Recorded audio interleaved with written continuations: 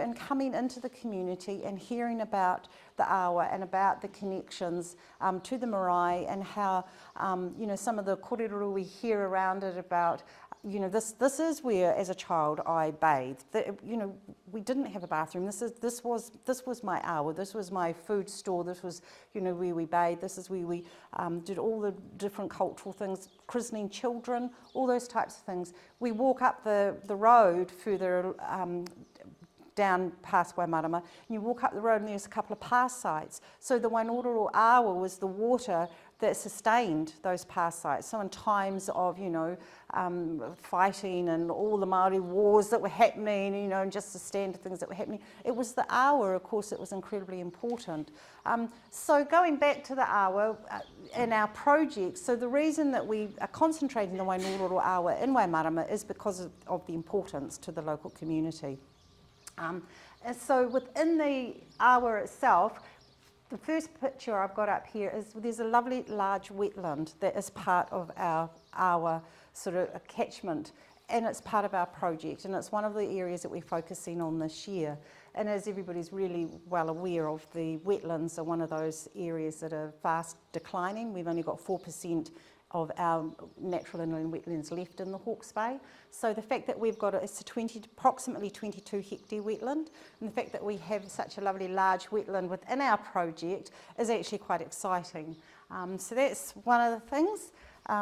So this picture on the left here is actually Matariki, and as part of our project we could support the Matariki wānanga, and you can't really see, but it's people around the fire, and we're all waiting for, you know, the right time to view Matariki. So any project is about people and about the connections that you make, and how you can actually reconnect people back to the environment and back to the awa. And I have to be really careful with the wording that I use, and I just want to put this out there that when I talk about reconnecting people back, it can sound condescending, and I don't mean it to sound that way, because, you know, there's a lot of people who are already really grounded and connected to that environment. So sometimes we've just got to watch how we say things, and so if I say something inadvertently, either pull me up on it so I can explain, but please realise that I'm sort of just saying it from that perspective of you know, how there are still some people or new people coming back into the area who are not necessarily connected to the awa. And when we talk about restoration, we're doing it in partnership with the marae, and that's one of the really lovely things about the project. We do have a really strong connection with the Waimārama marae, and we also have a Waitangi marae here as well. So we have that strong connection there. And I think that's important, obviously, in any restoration project, because if you don't have the people involved, you're not really achieving a lot. And then the other side of it is the science. And this is something I found quite exciting, is the eDNA side of things, and bringing in some science into the project, and just a different way of looking at things. And it does bring up the other questions of data sovereignty and those types of interesting questions as well. And then, as I sort of touched on before, just that really huge cultural aspect and the strong part that the marae play in the restoration project. So this is just a high-level map that sort of was really there just to give you a little bit of a picture of the project. So Waimārama Township itself is down in the bottom right-hand corner, and where we are now is sort of, I can't even sort of show you, but we're sort of up to the top of that, to the right. So some of the green areas are areas that were designated as part of our project. So when the project was set up, they basically looked at areas around Waimārama and said, okay, where does the Waingōngoro Awa flow? What are some of the areas that we can work on? And the reason being is that, like all of us, we're reliant on funding, and we do have some funding from MFE, but then of course to release that funding we need partnership funding. So that's where we've been quite lucky with Hawke's Bay Regional Council, with erosion. They have helped us with partnership funding there here. So along some of these areas, so in this area here, the first year we have planted and fenced off these areas here, which is quite a large area. We've put in about, I think the first year we did about 20,000 plants, and this is all erosion. So that was all done in partnership funding with erosion. So that's the other side of the coin as well in regards to the project, is that sometimes you're not doing the areas that you want to do because you just simply don't have the funding to do it. So as you'd all be aware, you just carry on and you do what you can as you can, and then try and build that funding to do the other areas. So sometimes it doesn't make sense. You look at it and you go, well, why would you do that part when actually this part may have a higher priority? But obviously it is about trying to get the funding through so that we can actually work on it. So this just is to give an indication of what we did in the first year. So the bottom left-hand corner was another little area that we did riparian planting, and that actually is quite an important piece here because it actually then leads as one of our main waterways into our large wetland. So that was good to get that protected and planted. And obviously the planting's native planting. Right, so we've worked with the marae, we've done some work with the marae around the front of the marae and also Waitangi marae. And then the orange there is what we did this year. And with this part here is what we actually hope to do. So at the moment we're concentrating on, so this year we're concentrating on the large wetland, which interestingly enough, we're having some interesting conversations with the council in regards to. One of the things we want to do in the wetland is we want to increase the hydrology of the wetland, because at the moment there's a large drain that goes through it and big culverts. So the water literally comes in through here. There's a lovely drain that goes all the way here and then it comes out through there. So this rest of the wetland becomes dry very, very quickly. And in fact, even in some of our winters when we've had really low rainfall, that wetland, you can walk across it. So we want to just try and increase the hydrology so that we're not trying to make a lake, which for some reason the council seem to think we want to do. We just want to increase the hydrology so we have some lovely areas that are more like a wetland where you know, you can get your wading species and your different plants, your emergent plants can come back through. So basically the project overview, we're in year 3 now. We've just come into the 3rd year of our 4-year project. We've planted so far over 40,000 trees, 7 kilometres of fencing.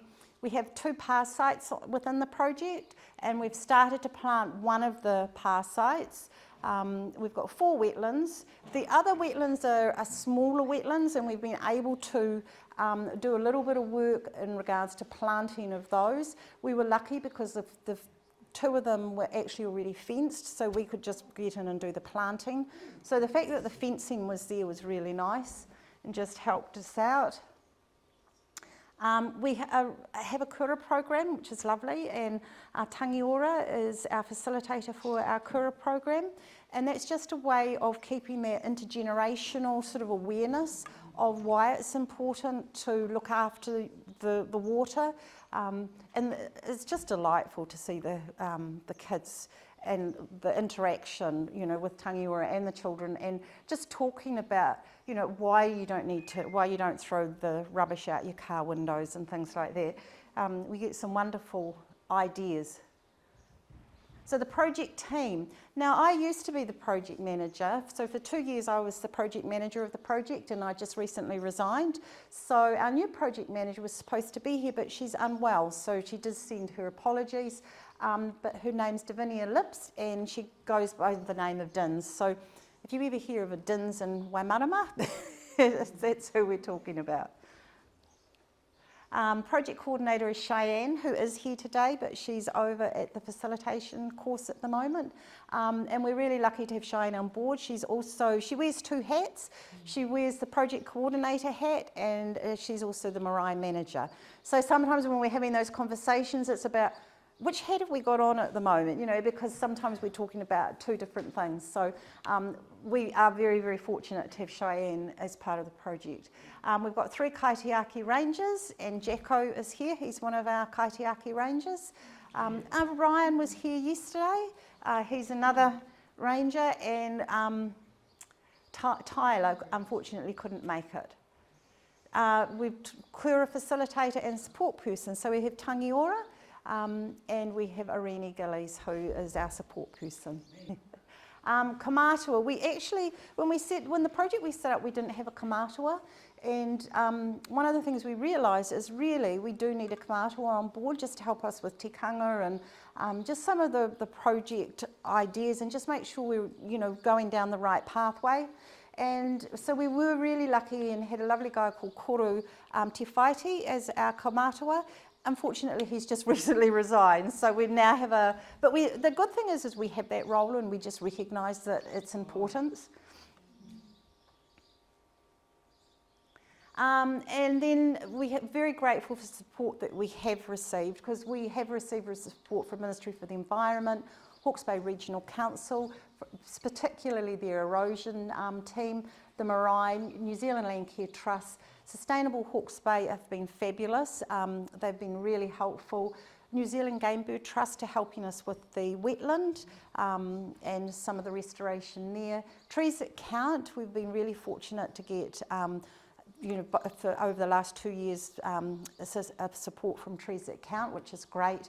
And of course our landowners, because they are literally donating their land so that we can fence it off and plant it. The landowners of the large wetland, they could easily just say, well, I'm just quite happy to continue to graze that because it has been grazed, and yet they're happy for us to, fence off quite a significant part of that, and just the Waimārama community itself. So we are, and if I've forgotten anybody up there, apologies, but it just shows that a project is you're so reliant on everybody else and all the other people that come on board.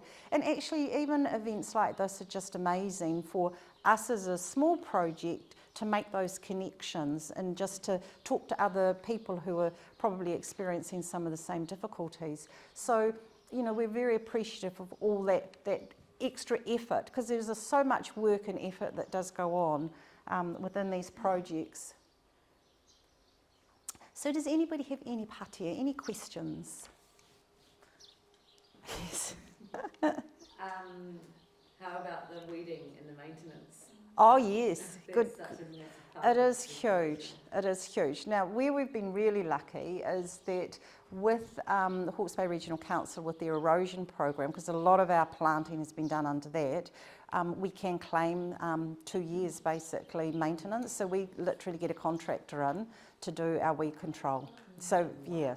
I mean, how lucky is that? So it is, and otherwise we would be reliant on volunteers. And the problem with where we've planted is we haven't been able to do community planting to date because, of course, it's on erosion land, so it's quite steep land, and you have your health and safety aspects. But having the guys come out who are experienced at doing planting on that land, but equally the weed maintenance. So we do a spot spray before, then we get them planted, and then we do a maintenance spray depending on the year. At the moment our contractor's saying to us, do you want a maintenance spray now? We think actually we don't need one right now, so but we get another 2, so we're very lucky. With some of the other funding, of course, we won't have that, and it will be just volunteers, and we're just out there doing it. We don't do weed metting, we don't do weed metting, and we don't put plant protectants around. We use locals for shooting, so we're quite lucky we don't have a lot of problem with possum in those areas, because where we've been planting, there's actually not a lot.